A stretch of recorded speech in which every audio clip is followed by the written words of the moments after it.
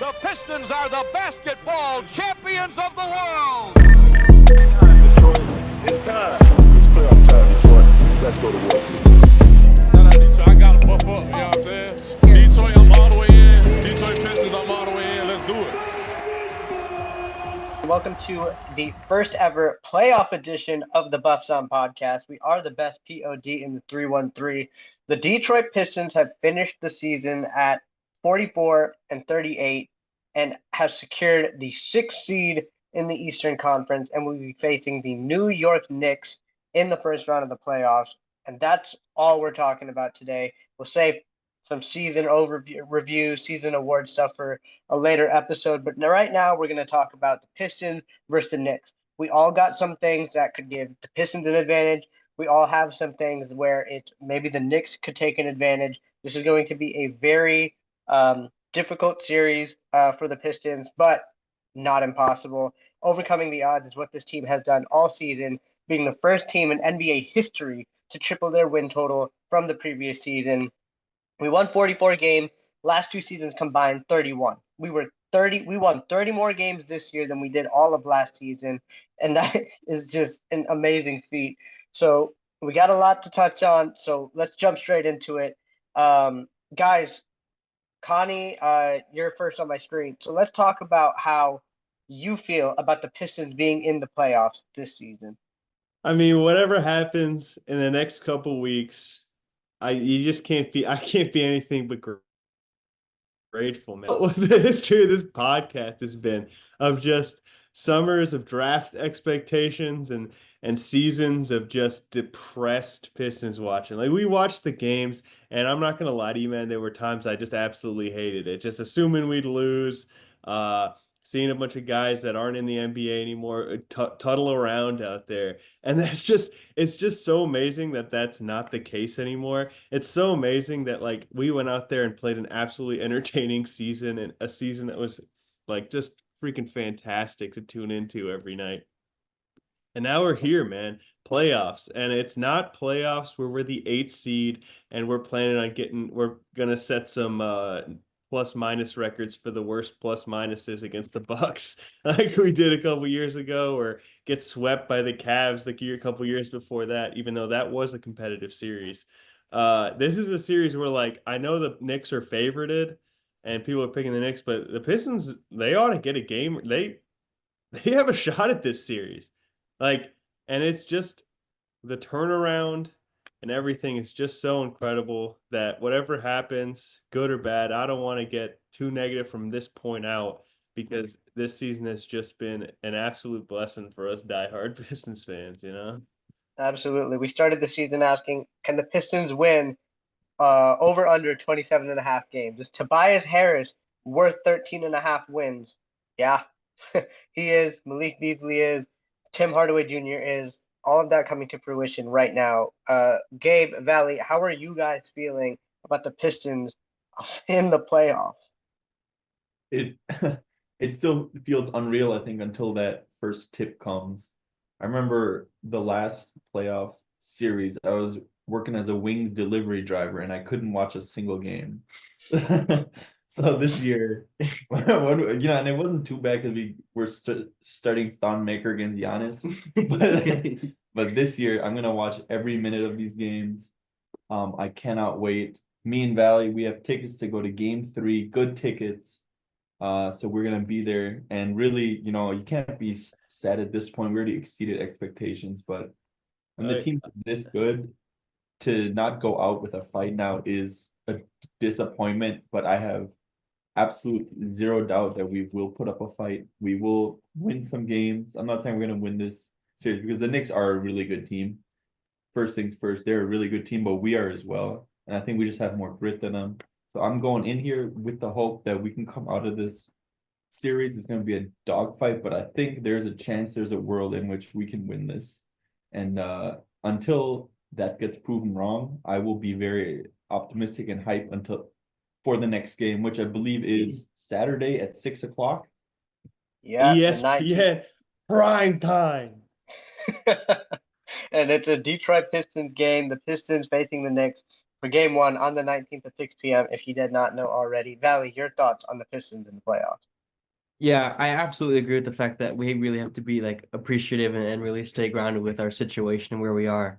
It is surreal. It doesn't feel real that we have playoff basketball to play, meaningful playoff basketball to play.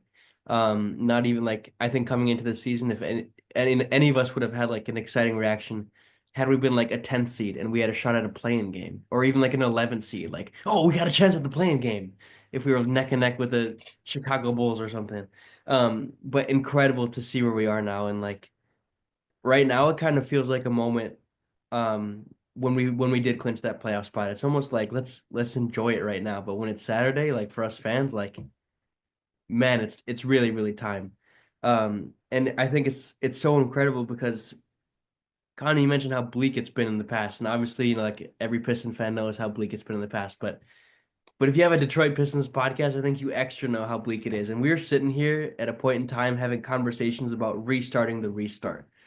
We were talking about like, oh shoot, okay, Cade's probably that guy. But we might have to move the rest of this stuff around. We might have to hit the detonate button again. But to come out and have the change that we did to now be in a meaningful seed, our highest seed we've had since 2008. We're the sixth seed. We're the sixth seed with 44 wins. And you look back at the last time we were in the playoffs. And like Gabe said, like just look at the two situations. One of those was starting Thonmaker and Luke Kennard versus the Milwaukee Bucks, and now it's this exciting, hungry young core. I'm so incredibly excited for this team, for this city, but I can guarantee one thing, and that's they're going to play so freaking hard and leave every last bit of it out on that court. No matter what the outcome of this series is, I think every single Piston player and every single Piston fan is going to be able to be really proud of what this team has accomplished in the playoffs, let alone this regular season. And I think it's really going to cement the fact that the sky is the limit for this team. Um, Incredibly, incredibly excited for this team, excited for this city. I think we have serious potential to not only win a few games, but make some serious noise against this Knicks team. And I could not be more excited for it to start on Saturday. Absolutely. The city deserves it after everything that they have been through. But let's talk about this series specifically. We've hinted at it a few times. This is going to be a very, very difficult series. This is a Pistons podcast, as we've mentioned, if you don't know already. So we're going to start with some Piston advantages as to how we think and what we think the Pistons will need to do in order to secure not only a win to snap the longest playoff win streak drought in American professional sports, but to maybe win the series. I started with Connie last time, so let's go back to Gabe here. Gabe, what is one of the Piston advantages that you have listed? For me, it's the mental toughness. We were 3-1 against them this season. That doesn't matter at all. The only thing that matters for is that these players think they know they can beat this team, and they're gonna play their hearts out. And the strength, the grit, and the determination, which Valley mentioned earlier, is I think what's gonna put us on top. Last year, the Knicks were probably out talented by the Cavs, but they just wanted it more and they won that series. This year they don't have Isaiah Hartenstein anymore. They have Cat.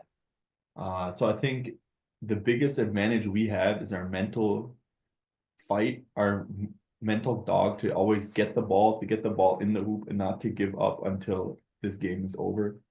More on an actual, I don't know, on the court thing.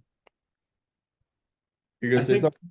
Yeah, I am. I think that that mental. I don't know. Maybe you're gonna. No, go ahead. To say it, but that mental edge, that like just coming in there with the absolute dog in you, it will show in I think two stats, and that number one stat is rebounding. Uh, if you want it more, that ball finds you, and I think that is an advantage the Pistons can absolutely have if they just absolutely dog the rebounds in this series and just come out there like every loose ball is ours. And then yeah, loose balls is the other thing, like steals, turnovers, this sort of stuff. Just winning those 50-50 balls is I think where that's going to show up. Yeah, and we all mention it here, all the losing that's happened. The players had it worse. Cade Cunningham has had it worse, Isaiah Stewart. These guys will do anything to get away as far away as possible from that point. And I think you're absolutely right. I think we're gonna see a lot of reaches, we're gonna see a lot of gambles, a lot of going for blocked shots, stuff that brings energy, stuff that makes hustle plays, makes free points, gets the fans involved.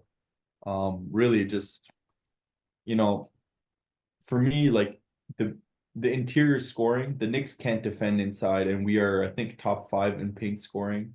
And I think that's where our advantage lays. That's gonna present itself. Fast breaks, of course, ends in a dunk, hopefully, or open three. Jalen Duren offensive rebounds, Stu offensive rebounds, and then just Cade going to work against whoever he's against. As long as we get to the paint, I think we can win this game because they're not going to outshoot us. They're not going to take more threes than us. So if we win that paint battle, if we win the rebounds, like you said, I think we're gonna do quite well in this series. So you guys threw a lot of stuff out there, and I want to give out some numbers to kind of back it up. We talked about rebounding. Rebounding percentage this season, the Pistons 51.1%, which was fifth in the NBA. The Knicks 50.8%, which was ninth in the NBA. Now, offensive rebounding is also going to be a big key. The Pistons 30.5%, which was 10th in the league, and the Knicks also 30.5%, which ranks them as ninth in the league. We touched on pace. We touched on three-point shooting. Of the four games that the teams have played against each other this season, the Pistons winning those games 3-1. But you know who else won those games? The teams that hit the most three-pointers in those games often did win those games. You also mentioned pace, which I have here too as well. Pace, which was possessions per game. The Pistons 100.3, which was 11th in the league. The Knicks 97.6, which ranked towards the bottom at 26% or 26th in the league. So pace, hitting threes, and rebounding are three keys that we're going to have to keep an eye out for very early in this series. Valley, Yeah, your thoughts? Or Connie, go ahead. no, Val got it. You sure? Sure, man. Yeah, I think so much of the time it's obviously not about an individual player, and it still won't be when we get to this point. But when we talk about a key to winning this series, there's no question about it.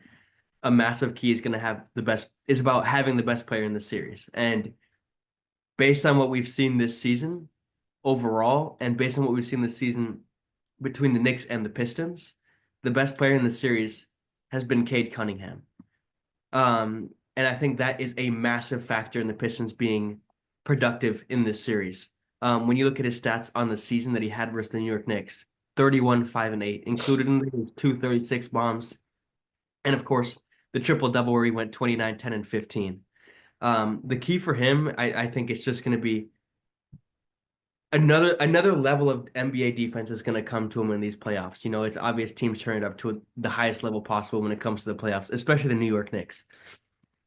And so we've seen Cade struggle against those matchups where he's getting double, he's getting triple, he's getting blitzed off the screen, he's quickly forced to make these decisions, and sometimes he hesitates too long, or sometimes he quite frankly just simply makes the wrong read.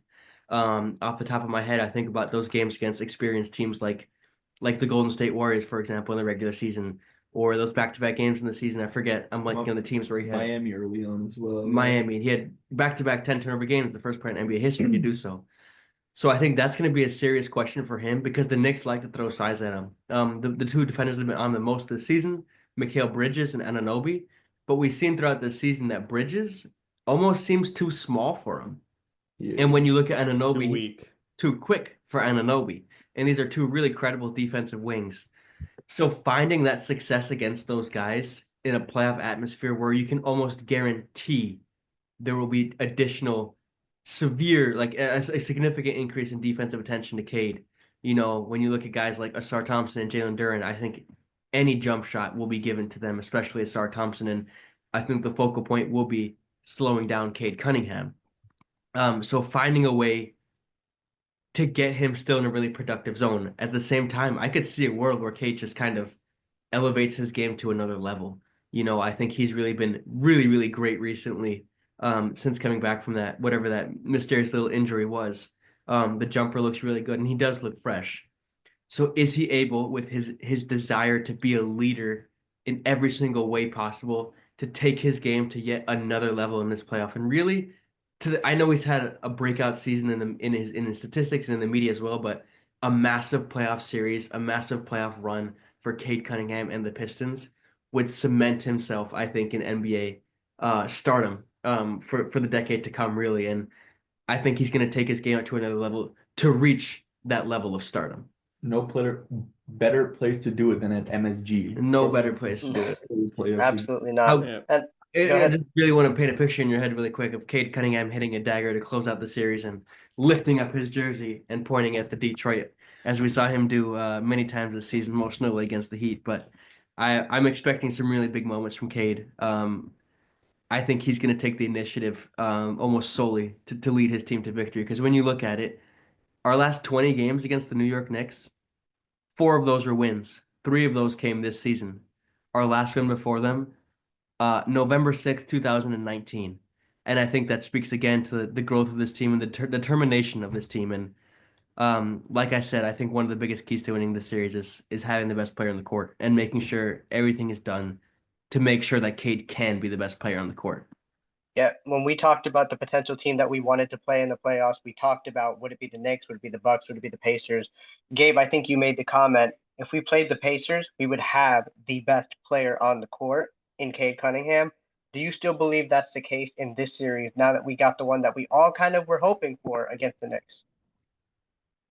I think the short answer is no. Jalen Brunson's resume, the stuff he's done in the past in the playoffs he's been absolutely amazing. This guy has been unguardable for multiple years in the playoffs. If Cade steps up and proves he is the next guy in the NBA, the answer can be yes. Going in, I'm not confident that he is the best player, but I think he can prove that he can be just because he's taller, he has more size, he's a little bit more athletic than Brunson. He's a little bit more well-rounded, but he is much younger. He has no experience.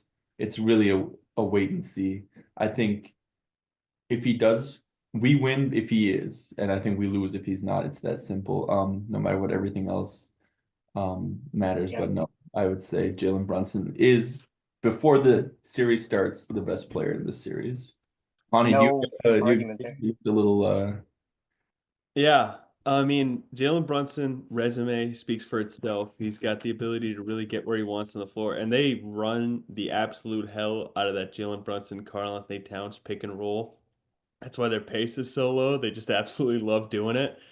And unfortunately for the Knicks, end of March, he went down with an injury, lower leg injury. Since coming back, now it's been April, he's ramping back up. His stats have been down. And one thing that we cannot do, or that the Pistons have to do, and that would actually help Cade out being the best player in the series, is you cannot let Jalen Brunson relax on defense. His primary matchup, who he guards for the Pistons in the 4 games that they've played, is Tim Hardaway Jr. by like a long shot. Like a long shot. They stick him on THJ to try to get him as like a little involved in actually being attacked off the dribble. You cannot let that happen. This is what who did this? The Timberwolves did this last year against Luka, where he was able to guard Jaden McDaniels. He was able to save all his energy for offense, and he fucking torched them.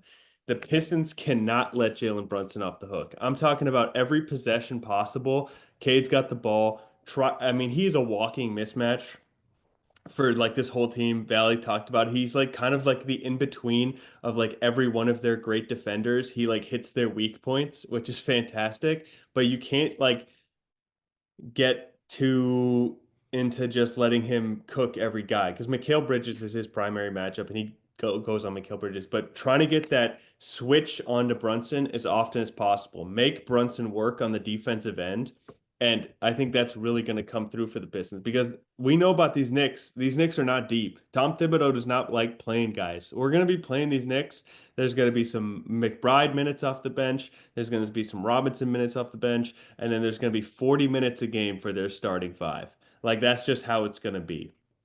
And if Jalen Brunson's got to absolutely work the pick and roll every single time on offense. You can't let him catch his breath on defense. Like they've got to attack him over and over and over again. And if you do that and you cut the head off the snake of this Knicks offense, everything kind of falls apart around it. Like they have some good players, they have some guys that can get buckets, but if that central offensive engine of that Brunson Towns pick and roll is just a step slow or a little bit unfocused because of the fatigue, like there is so much more room for error and mistake. And along with that, a guy coming off a leg injury that plays this high of a load, like there is a chance that, working him over and over again, you do see some like physical breakdown that happens in the league when games are this often.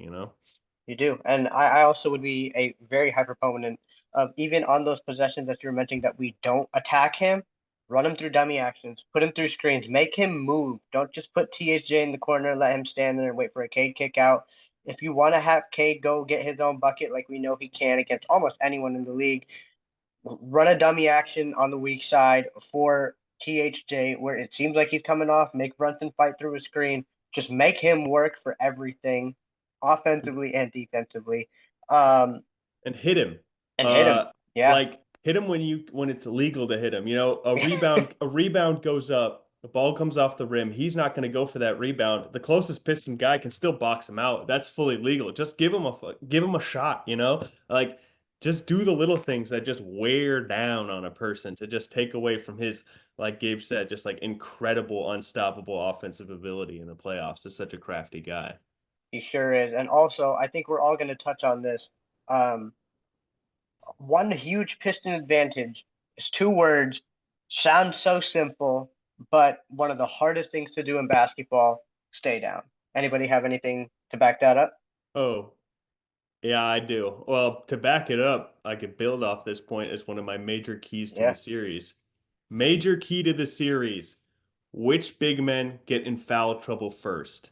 Karl Anthony Towns loves getting into foul trouble in the playoffs. It has doomed him multiple times getting errant offensive fouls, just swinging around, hitting some guys, and not being on the court. Because when he's on the court, he will be very dangerous. But if he can get in foul trouble, that's massive. Now, the other guy that loves getting in foul trouble, and I feel might get in foul trouble a lot with the pump fakes from Jalen Brunson, is Jalen Duren. So it's really just which starting center cannot pick up 4 fouls in the first half, is absolutely massive for this series because it allows things to actually happen the way that the teams want to. 100%. We know physicality is going to be ramped up a little bit. I mean, we've seen physicality from both these teams all season long, but maybe the whistle will be a little more lenient come playoff time. We haven't heard from Gabe or Valley in a minute. Do you guys want to touch on your next Piston advantage or build off of the point of staying down or which big man may get in foul trouble first? I'd love to build off of that point. One of my massive keys to the Pistons winning this series was attacking Karl Anthony Towns, and it was kind of intertwined with attacking Jalen Brunson. I think in an ideal world, we want a Caden Duren pick and roll on Brunson and Duren. And on top of that, you talk about the physical demand that will be on Brunson coming off an injury. I think it's elevated when you play such high intensity basketball like the Pistons do.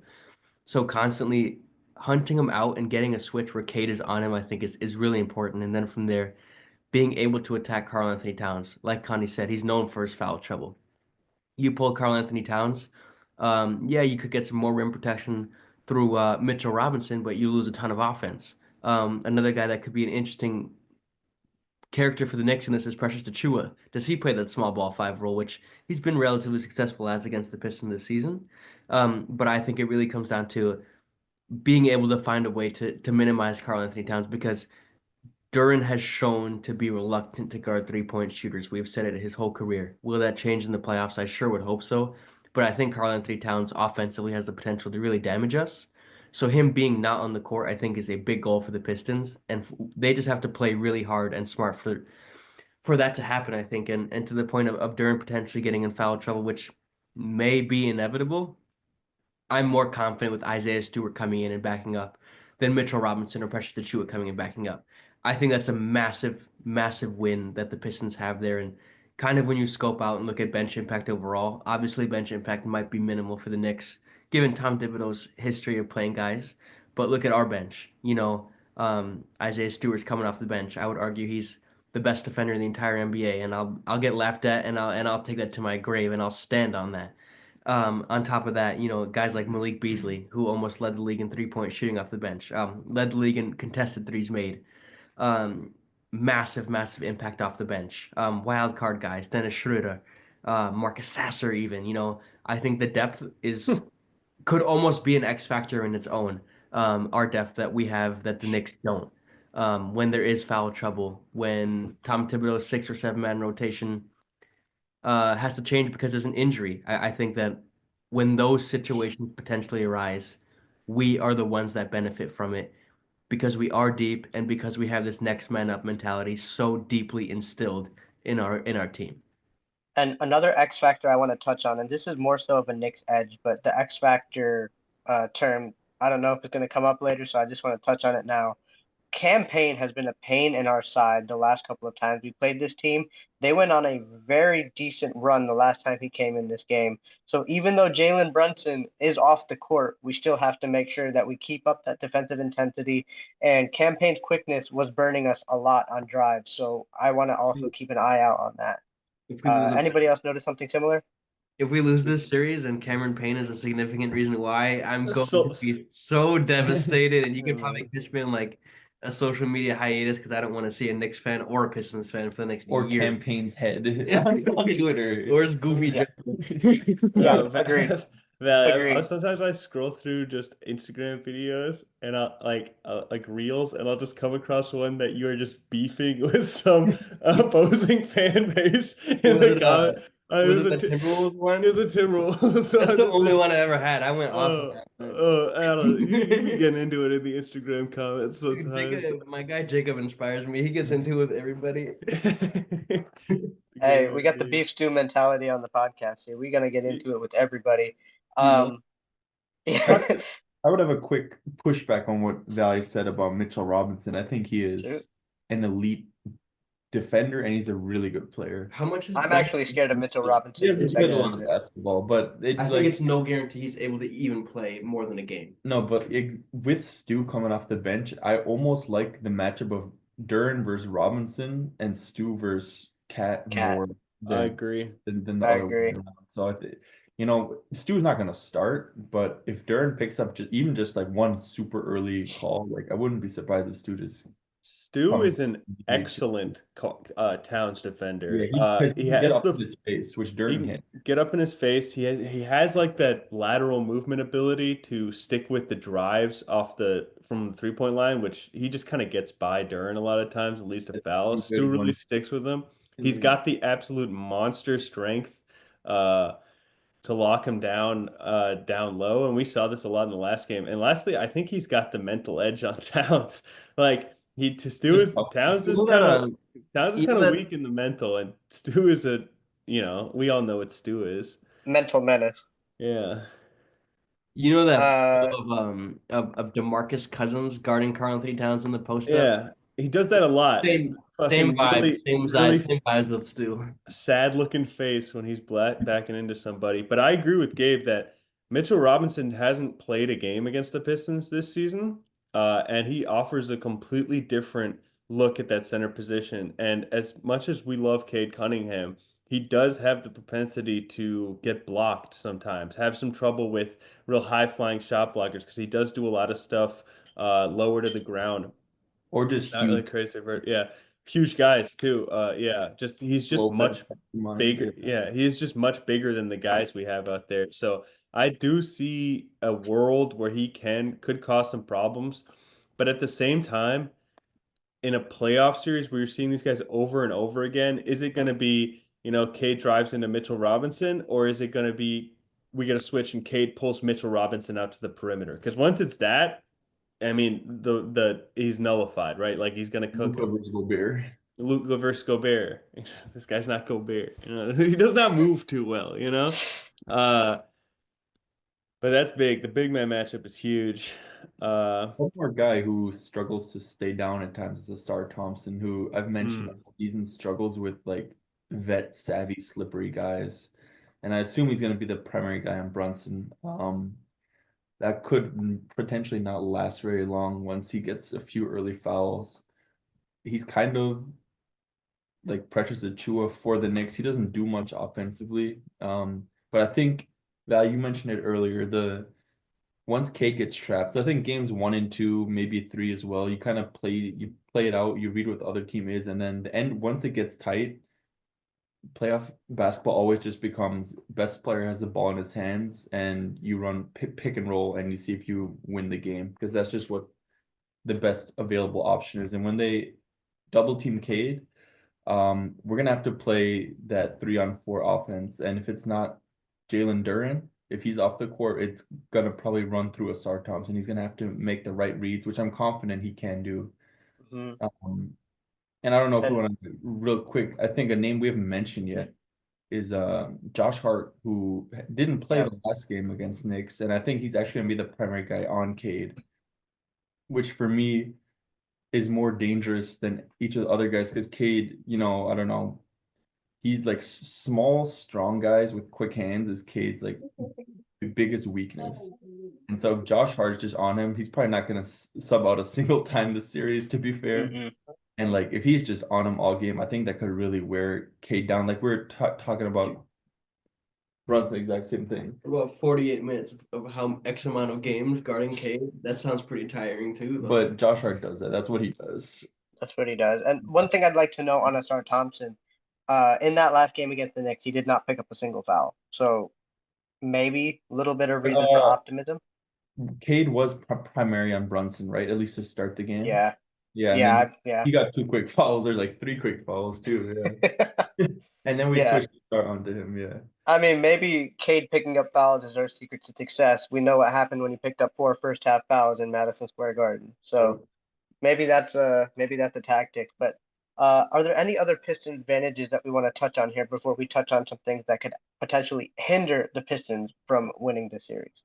I I do have a one final point, and that's just um team defense overall. Obviously, we know the Pistons have been number one in defense in 2025 in terms of net rating.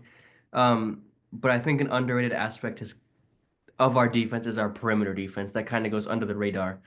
Um, because we were sitting here having conversations early in the season about why do we just kind of like let a guy shoot? We kind of pick a guy and let him shoot. But you look at two of our 3 wins against the New York Knicks. They shot 32% from three in 2 of our wins. Containing their 3-point shooting, I mean, obviously it's a given and it's easy to say to contain their 3-point shooting, but what it comes down to is limiting the penetration from Jalen Brunson, being glued onto guys like Mikal Bridges, who has a really, really lightning quick release and doesn't hesitate to shoot at all. When there are those random campaign minutes, like staying locked in and staying on top of it defensively, I think is really what it's going to come down to. Like it's basketball nowadays. Whoever makes more threes and whoever scores more in the paint wins the game. Yeah. Making more threes is going to be a massive point. If we can keep them to 32%, I like our chances a lot to win this series. Yep, like I said, the team that won the game, the 4 games that we played the Knicks this season has won the game. I want to throw one more thing out there. I saw this on Twitter. Kookie Hill tweeted it out. Since January 4th, the offensive rating for the Pistons, 10th in the league. The Knicks, 16th. Defensive rating, the Pistons 8th, New York 17th. Net rating, Detroit 6th, New York 15th. So there is reason for optimism that this team could continue to thrive the way that they have and continue to roll. But we also have to realize this is playoff. This is different. Josh Hart, I think, said it himself, saying this Pistons team is scary because they don't know anything. They have no experience, which makes some teams a little bit more dangerous come playoff time. But Gabe, I'll give you a chance to round us out. And Connie, if you want to throw something in there as well, as we round out the Pistons advantage segment of this podcast.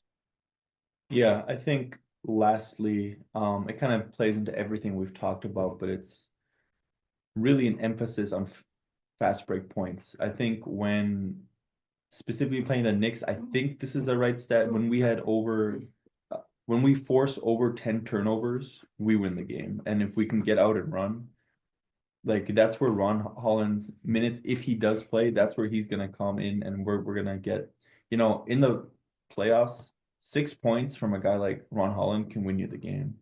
And so if we get out and run like we have all year, we're gonna win, which kind of leads into how we lose this. If they play their speed of basketball, if we're playing Jalen Brunson ball and we play small, and we play slow, excuse me, and we don't get out and run, I don't see a world in which we can win this series. Yeah. Connie, I give it a chance to you to close us out on the Pistons advantage portion of this podcast. Well, what do you guys just talk about? We I just just talked said about. yeah, Yeah, go ahead, Gabe. fast breaks is my last, like forcing turnovers is like a make or break. Last advantage, Malik Beasley. We talked about how they're gonna throw a bunch of attention at Cade. The other guy you got to throw a lot of attention on as an off-ball mover is Malik Beasley. Teams were starting to do it down the stretch because he is that incredibly dangerous of a player. But you can't throw a lot of defensive attention at two guys at once, you know? Completely breaks it down. He has been over this season series our second leading scorer. He averages 18 a game against the Knicks, which was a really nice percentage. Uh, if he can come through and play the way he has been playing, if he can take advantage of the breakdowns and the rotations caused by, an overemphasis of defense on Cade Cunningham, I think I would be absolutely massive for this. And along with that, we said Asar Thompson might have some trouble guarding Brunson. You know who I think is an absolute fantastic Brunson defender? Dennis Schroeder. An absolute dog, strong, smart, has a little bit of trouble with the bigger guys, but he's not a bigger guy. Um, I expect to see him seeing a lot of minutes. And then our last advantage is again the depth. If we do play this as a, just try harder than the other team sort of series and just out hustle them, if they got six guys and we have nine guys, and those three guys and those extra three guys off the bench are just coming in and playing like absolute, I think you touched on a little bit with Ron. I don't know, I wasn't quite here, but just come out there and play like madmen. There's just like physical limitations of the human body that they won't be able to match that energy if those are like the guys a little bit further down the bench. So yeah, couple more. Whatever gene that is, I don't think Josh Hart has that physical limitation gene. Yeah, okay, yeah, sure, not Josh Hart, but Cat. Yeah, Uh, Cat has three of them. Yeah. he's got the extra chromosome. All right. Well, we've talked a lot about the Pistons. Let's talk about the Knicks a little bit here. I remember who I believe I started with Gabe, so we'll start with Connie this time. Connie, what is something that you feel like what could give the Knicks an edge in this series? I mean, we said it on the wrong way, but the right way, Karl Anthony Towns. I mean, we've seen how Jalen Duren has problems with pick and pop bigs that can move. If they just spam that pick and roll and he's not in foul trouble and he's doing his thing offensively, he has a really good ability of getting our centers in foul trouble. And I could see him, hitting a lot of threes in a game. The advantage to the Knicks is, I mean, Cat and just they have a really, really nice starting five. I mean, just across the board, the names are nice, man. Just better. Brunson, Bridges, OG Anunoby, Karl Anthony Towns, Josh Hart. These guys can really play and all kind of do it. They have a really dangerous offensive starting five that, you know, when it comes to nut crunch time, these guys have like kind of been there before, man. Bridges has been to the finals. I don't know. OG was on that team but didn't play that won the championship with the Raptors. Karl Anthony Towns made a deep run last year. Uh, Jalen they just Brunson, have, yeah. I mean, yeah, Jalen Brunson's Jalen Brunson. They just have like really, really good players that like trying to find ways to criticize them, but they are like excellent and have a lot of experience and, could just end up being the more talented team. They very well could be. Gabe Valley, your Nick advantages for this series. As as much as I hate to say it, I think a massive swaying factor for the New York Knicks in this game could be the reputation that their players have and how the refs are going to officiate the game. We see the disparity there is in the whistle, and that's not just a biased opinion. Statistically, the Pistons have the third highest I'm Differential. differential in whistle. I believe it's only the Pacers and one other team that have a lack of whistle. So I don't know where the Knicks lie on that, but because especially the first two games are in Madison Square Garden, the Knicks are a massive, massive destination. They're a massive market. I worry that those little antics that Jalen Brunson gets up to is going to really reward him. He's In three expert. of the four games that we played the Knicks this season, they have had more free throws than the Pistons. I'm genuinely shocked it's not 4 out of 4. Jalen Brunson is an expert at initiating contact. He is an expert at knowing how to get whistles from the referee, knowing how it looks like a foul. A lot of his game reminds me of Shea Gilgeous-Alexander in that respect when he's in that mid-range area, how he, in my opinion, goes to completely unnatural shooting motions to initiate contact and find contact from a player. I think Asar Thompson is really, really going to get the sore end of that. Um, and when I look at what it is, I think I have 2 points, and I think my biggest concern for the Knicks having an advantage in this series is the way the game is going to be officiated in their favor. I don't blame you there. It's been a concern all season. I don't see why it won't be a concern come playoff time. Gabe, one of your advantages for the Knicks in this series. Connie mentioned it basically, but a secondary got to step up when they do everything in their power to take Cade out of the game. Do we have enough players to score, I don't know, 80 points if Cade only scores 20, right? I think you mentioned Tobias Harris's past struggles in the playoffs. Tim Hardaway's struggled in the past in the playoffs. Those guys need to be on it. They need to score when they're called on. And I'm more confident on Tobias. Actually, I think he's kind of found his game really well. But still, when you look at Tobias versus OG and like offensively, it's just not really like they're not the same players.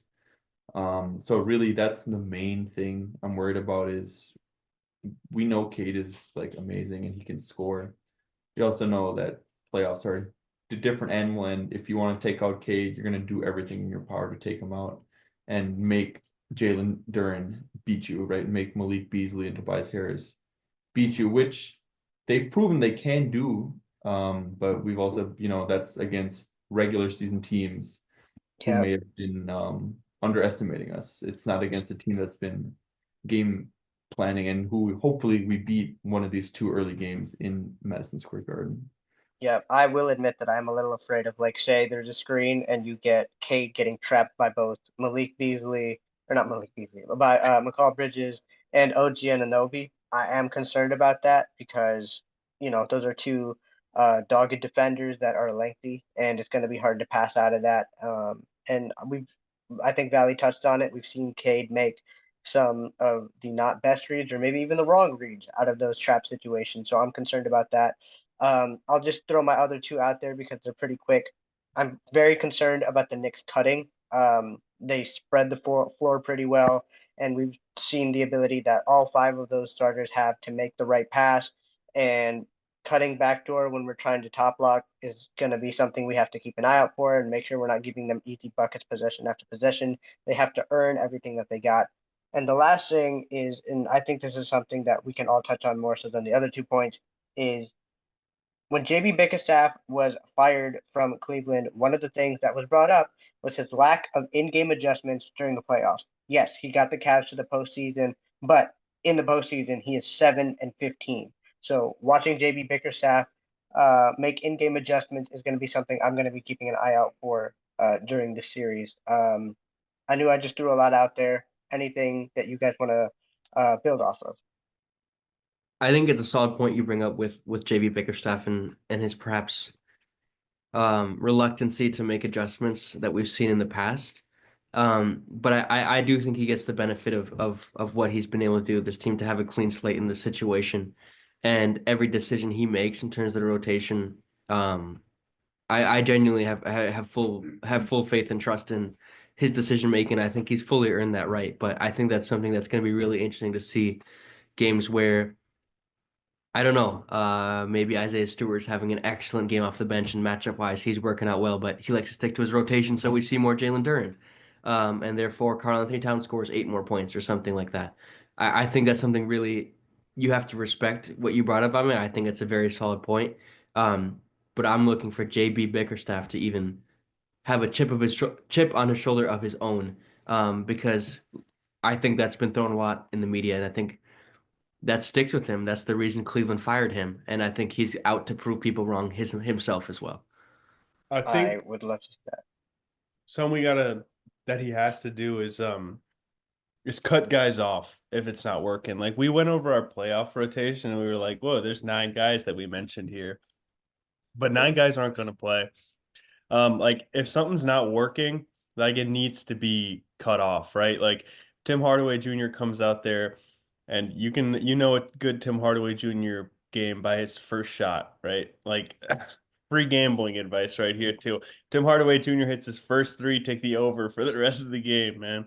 Like it's just like or Tech, even Simone, if he's not, which he hasn't been, hitting his threes, like a certain point you can't put him out there.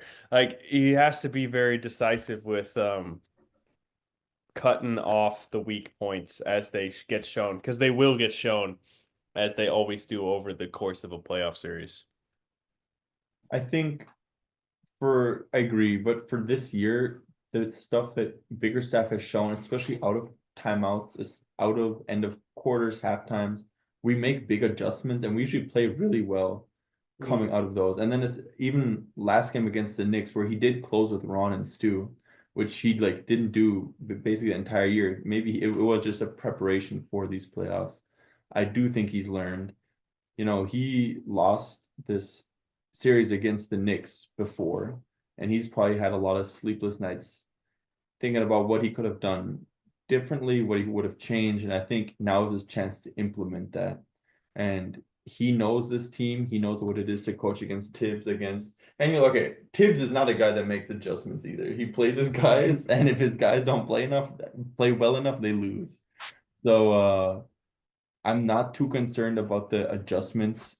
I think it's more going to be on players like Cade being able to make those in-game adjustments as they happen. Like you mentioned, when those doubles come, when they flash the pick and roll, just stuff like that where the players need to learn. They need to realize, okay, this isn't working. If I make the mistake again, we might lose this game. Like you can't have 2 turnovers in a row in the playoffs. You're just going to lose. Yeah. Another thing is, man, I had something else I wanted to touch on. All right, we're gonna move on from that. What other advantages for the Knicks do you guys feel could hinder the Pistons in the series?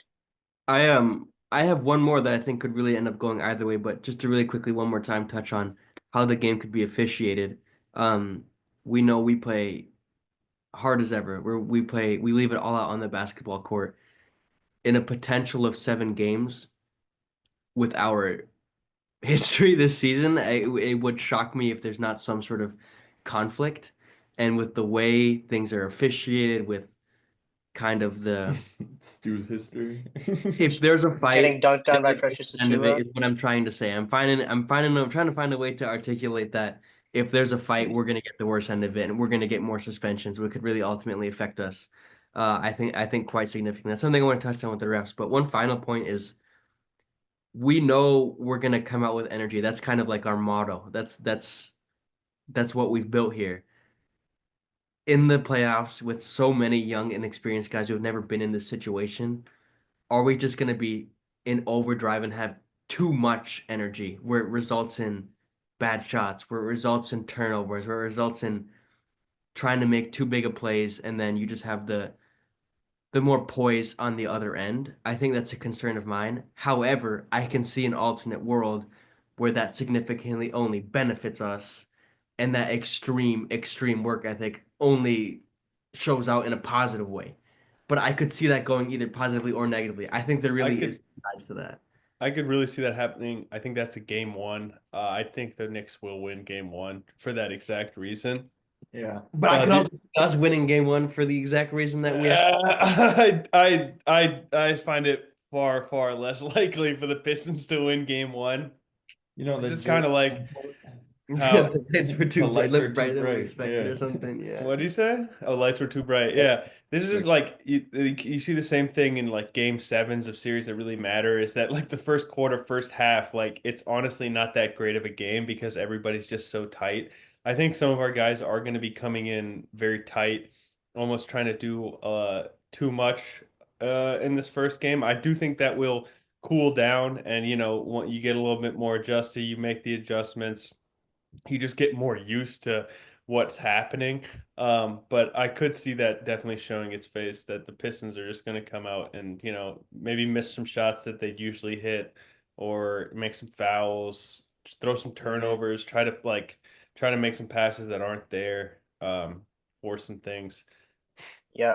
I'm But also concerned about, say the Knicks do take game one, how is this team going to bounce back? We've seen it all season. This team has been able to, but a playoff loss could feel huge. You got four losses to three, really, three uh, losses to play with. You lose game one, is that going to get in the youngsters' head? I mean, How are the vets going? Yeah, that's on the that's on coaches. JB right there, Yeah, right? And Yeah. I it's on the again, like coaches. It's on the vets. I mean what you said about JB, like I could definitely see a world where we come out overly excited and just kind of premature in several ways, and we are in a kind of a more difficult position at halftime. But we've seen throughout the season the resiliency this team has to come out of that halftime locker room and just be a different team in that second half, and that goes credit to Yep. JB. And And I could we've see a seen world that like this that. team is a third quarter team how many times this season? We've seen it in Madison Square Garden, as a matter of fact. Hmm. Yeah. One more thing JB has said is this team is not a team that is going to compete with you shot for shot in a game that's a shootout. I mean, he said it himself.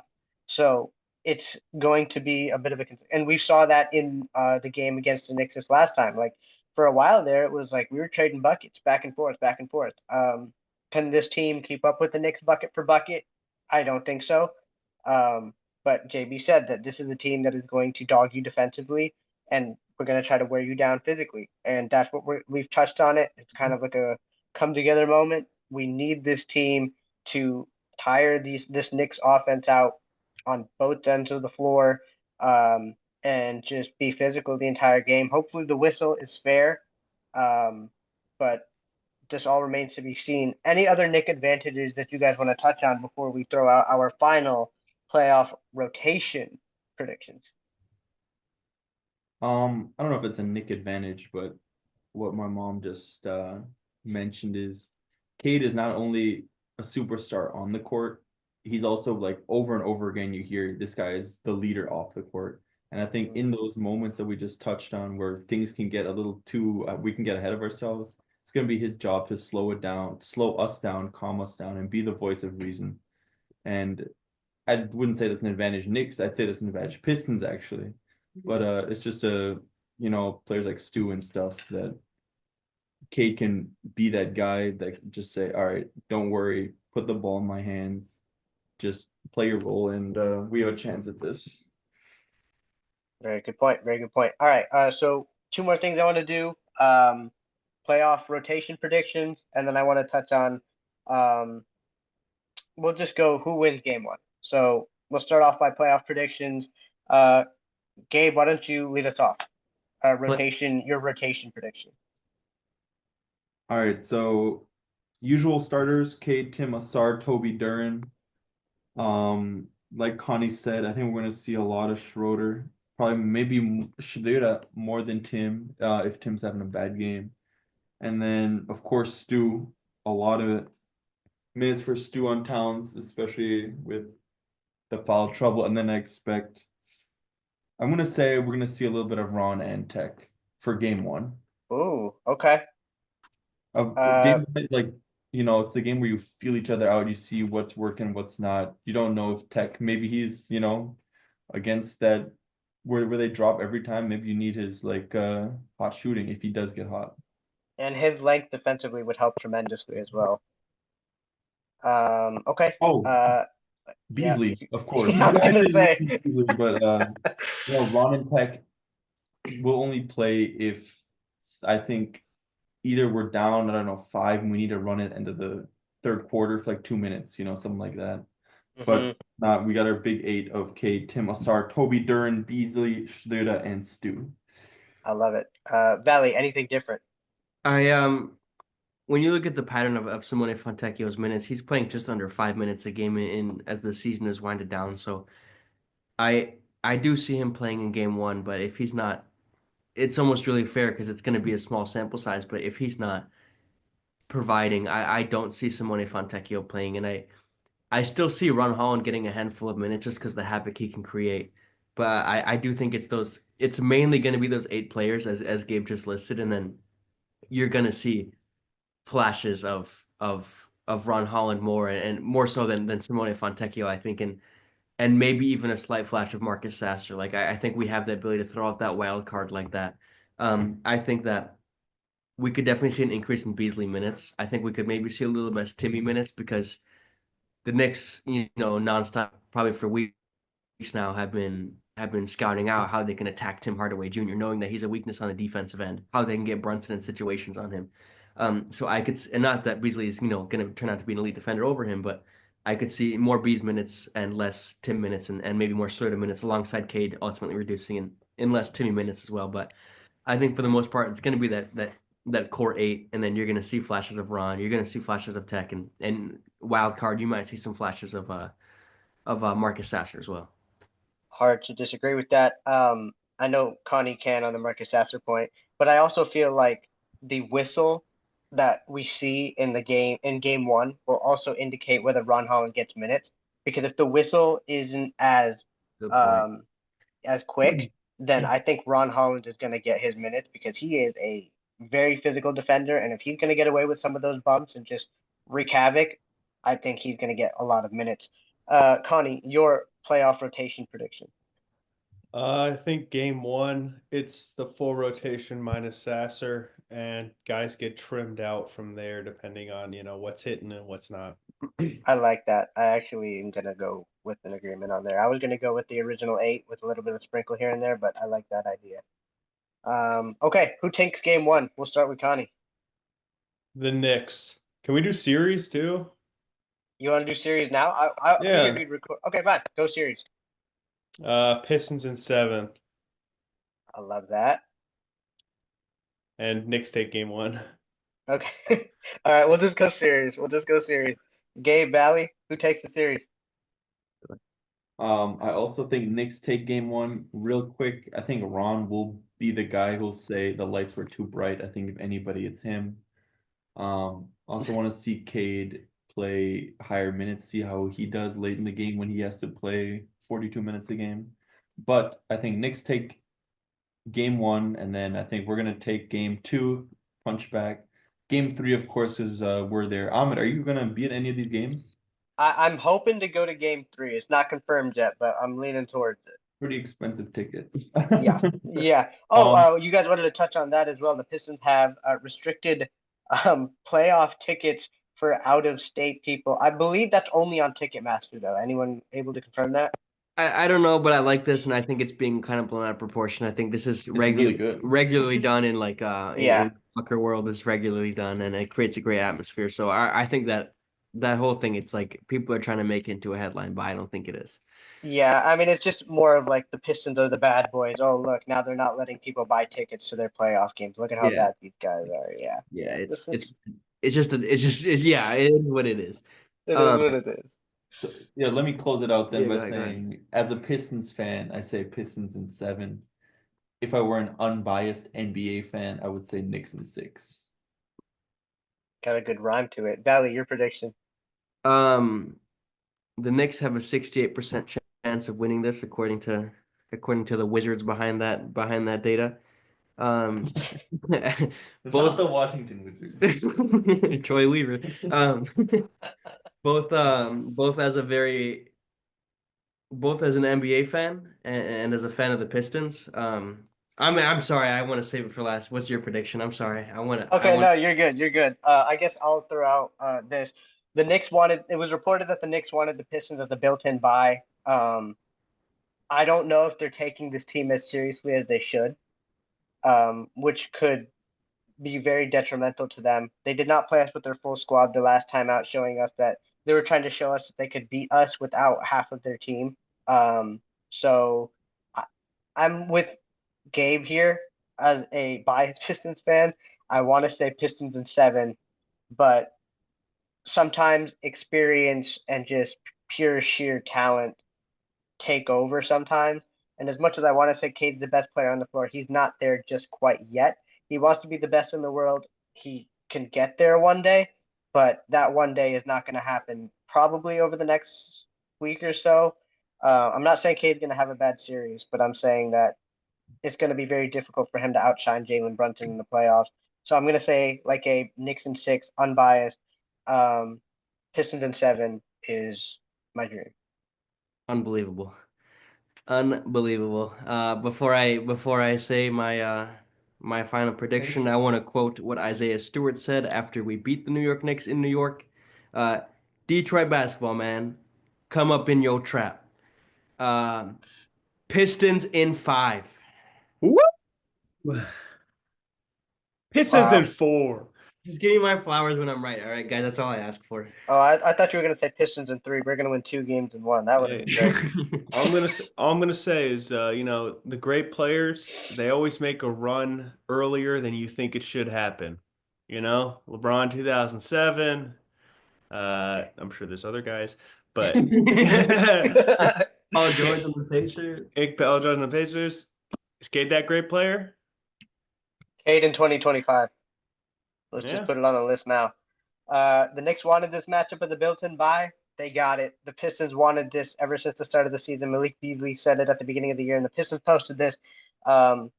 Be ready and buckle up for the ride. And we've been along for a great one this season, and hopefully it continues to go. Thank you guys so much for listening to this episode. I think we all had a really great time doing our research and coming and bringing it and presenting it to you all. Please let us know if you guys enjoyed this. We're going to really enjoy doing this for round 2 against the Celtics. But until next time, put the Buffs on Detroit, because the future in the playoffs